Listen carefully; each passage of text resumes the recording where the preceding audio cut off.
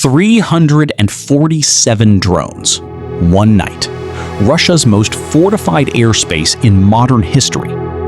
And they still got through. Tease. The strike itself is not the story. What it exposed underneath, a structural crack running through Russia's entire air defense network, is.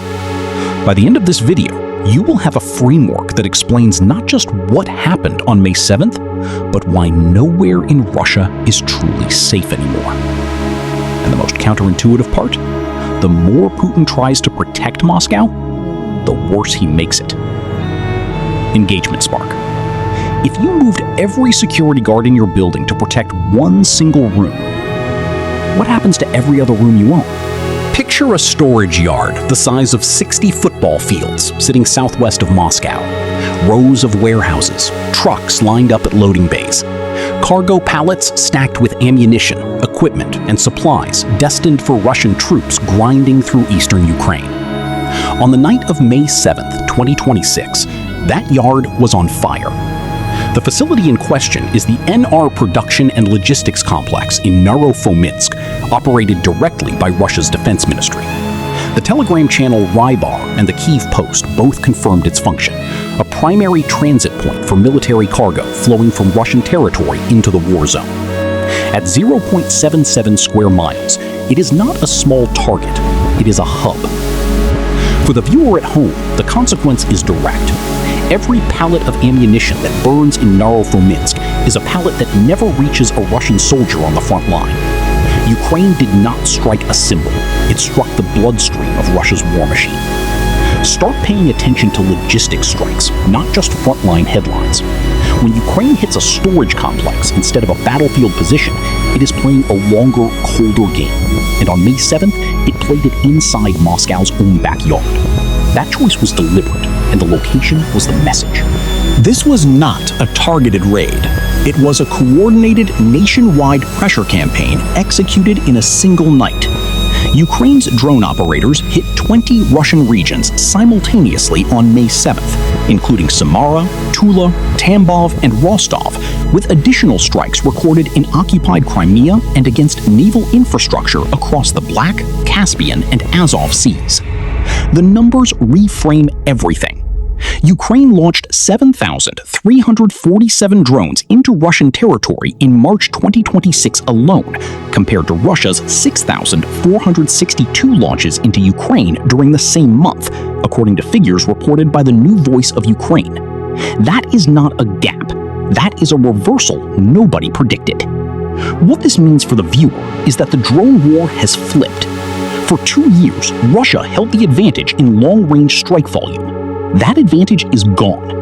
Ukraine has built a production pipeline large enough to sustain multi-region attacks while simultaneously defending its own territory.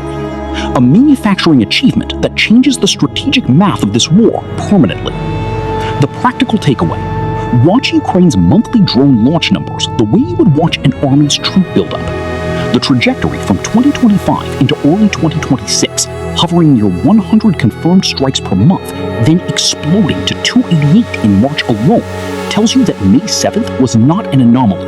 It was a data point on an accelerating curve. If Russia deployed 40 additional air defense systems in a defensive ring around Moscow just 1 day before the May 7th strike, how did Ukrainian drones still reach a military facility inside the Moscow region? That question should be keeping every Russian defense planner awake at night. The answer lies in what Forbes and United 24 media both reported in the days surrounding the attack. Russia is not producing new air defense systems fast enough to cover its needs. It is relocating existing ones. Those 40 systems pulled into Moscow's defensive ring did not materialize from a factory floor. They were stripped from other Russian regions, leaving those areas with thinner coverage than they had the week before. And even with that reinforced ring in place, Ukraine's drones still found a way through. For the viewer, the consequence is precise. Russia is not solving its air defense problem. It is moving it around and calling that a solution. The actionable frame here is one of resource exhaustion. Track where Russia is pulling its air defenses from, not just where it is deploying them. Every region that loses a system becomes a softer target. Ukraine's commanders are reading that same map. The regions that donated their defenses to Moscow on May 6th may well be the regions that receive Ukrainian drones on May 9th. Ukraine now launches more drones into Russia than Russia fires into Ukraine. Here is something that would have sounded like fiction 18 months ago. In March 2026, Ukraine launched more long-range drones into Russian territory than Russia launched into Ukraine. The specific figures reported by the new Voice of Ukraine are 7,347 Ukrainian launches against 6,462 Russian ones, an 885 drone gap in a single month in Ukraine's favor. To understand why this matters, consider where Ukraine was in mid-2024. Drone manufacturing was a patchwork of small workshops and improvised supply chains. By early 2026, Ukraine had built an industrial-scale production pipeline capable of sustaining multi-region strikes week after week. A confirmed 142 Ukrainian strikes against Russian targets were recorded between July 2025 and early April 2026 alone, with the monthly rate nearly tripling between February and March of that year. The real-world consequence for the viewer is a shift in deterrence logic. When one side consistently outproduces the other in precision strike capability, the weaker side cannot simply absorb the difference. Ukraine owns the tempo now. Watch Ukraine's production announcements the way analysts watch missile test footage. Every new drone variant that enters service extends the range of what is possible, and with ranges now confirmed to exceed 1,000 miles, over 70% of Russia's population lives inside Ukraine's strike envelope, according to the new Voice of Ukraine reporting from May 5th, 2026. Victory Parade, or Fear Procession.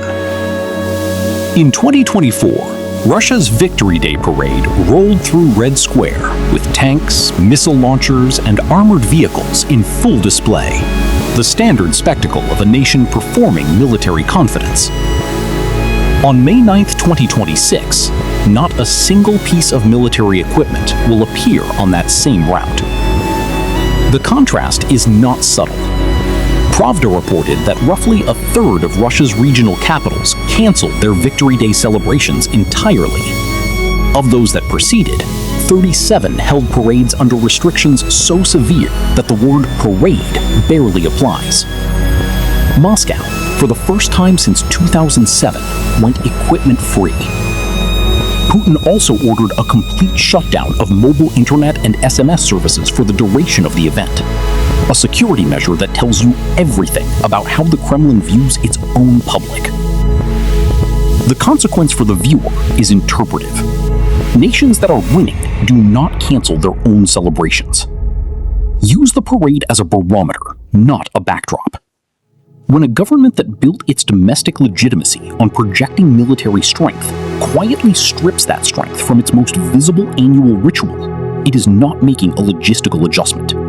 It is admitting, in the only language parades speak, that the war is not going the way the Russian people are being told it is. What you just heard about the parade is only the surface layer. The deeper story, why Moscow's new defensive ring is actually making the rest of Russia more vulnerable, and what Ukraine's commanders are almost certainly planning next, is coming up in the next few minutes. If this kind of analysis is useful to you, hit subscribe so you never miss one of our uploads. Now, back to the part that should genuinely concern Putin's inner circle. The general fired in hours.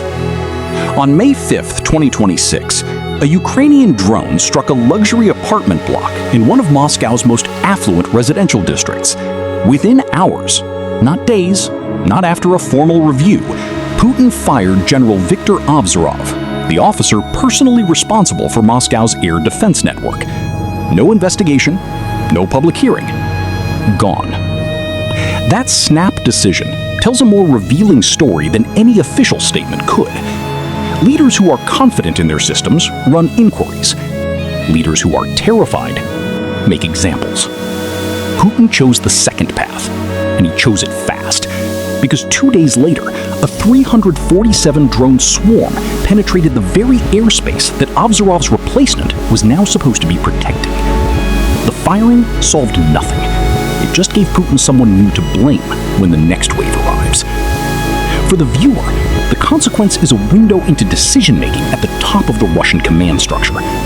Panic dressed as decisive leadership is still panic. Watch how quickly Russian officials are replaced after high-profile failures. A pattern of rapid, reactive dismissals is a reliable signal that a command structure is operating on fear rather than strategy. And fear-driven commands tend to produce the kind of fragmented, reactive deployments that leave gaps. Gaps that Ukraine's drone operators are very good at finding. The rob Peter to pay Paul trap.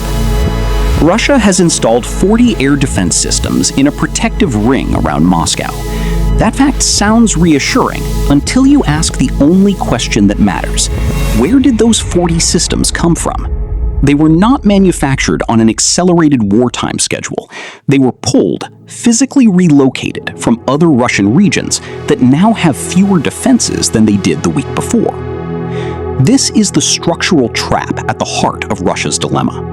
Zelensky stated it plainly on May 6, 2026, when he said that Russia's redeployments were opening up what he called additional opportunities for long-range operations. United 24 Media confirmed the relocations. Forbes independently reported that Russia is already navigating an air defense missile shortage severe enough to limit its manufacturing output. The systems exist. The missiles to run them are running out. The real-world consequence is geographic. Every Russian region that donated a defense system to Moscow's ring is now a softer target. Protecting one city by exposing 10 others is not a strategy. Map the regions that lost systems and treat that map as Ukraine's next target list. Oil infrastructure, military storage depots, and rail logistics hubs in those newly exposed regions are precisely the kind of high-value, lightly defended targets that Ukraine's long-range drone campaign was built to exploit. The trap is set. Russia built it itself. Was May 7th a message or a rehearsal?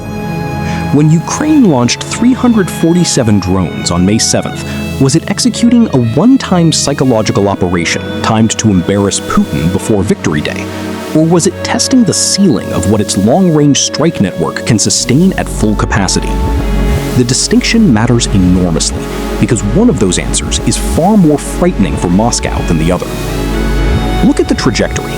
Between July 2025 and early April 2026, Ukraine carried out 142 confirmed strikes against Russian targets across Crimea, the 4 occupied oblasts, and Russian territory itself, according to the new Voice of Ukraine. Monthly strike rates hovered near 100 through February 2026. Then March arrived, and Ukraine hit 288 targets, more than double the previous month. In the first 10 days of April alone, Ukraine had already recorded 99 strikes. By month's end, April had doubled March.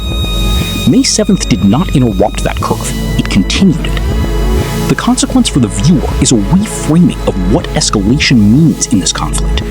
Every record Ukraine breaks becomes the new baseline. Stop treating each major Ukrainian strike as a surprise and start treating it as a scheduled delivery on an accelerating production timeline.